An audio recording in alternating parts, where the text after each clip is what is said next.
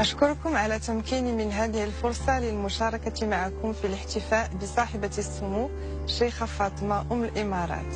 وأود في البداية أن أؤكد لسموها مشاعر مودتي الصادقة وتقديري الكبير لشخصها النبيل، فأنا أعتز بمحبتها وبعلاقتي الخاصة معها، فهي بالنسبة لي من أعظم النساء اللواتي عرفتهن، إنسانة كريمة بخصال رفيعة، بل هي قدوتي. علمتني أن العطاء لا حدود له، وأن فعل الخير هو الهدف الأسمى، وأن الصبر هو طريق الوصول، وأن المرأة مسؤولة عن توازن الأسرة والمجتمع. وعلمتني أن تربية الأبناء على المبادئ هو خير استثمار في المستقبل، وأن حب الوطن والإخلاص من أغلى الشيم.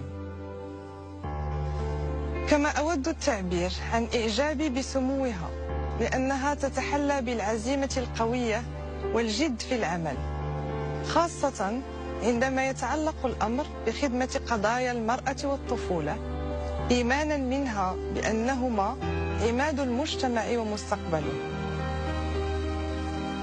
ولقد لمست فيها على الدوام حرصها القوي على دعم العمل الخيري والتطوعي، فهي تشمل بعطفها وسخائها العديد من الفئات الاجتماعية الهشة ومن يعانون من المرض وقسوة الظروف.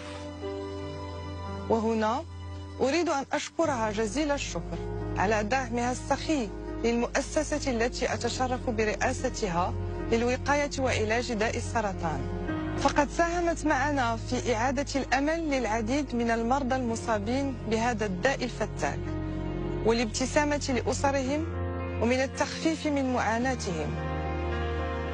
وما فتئت سموها تحرص على العناية الكريمة بالعديد من المشاريع الاجتماعية في المغرب.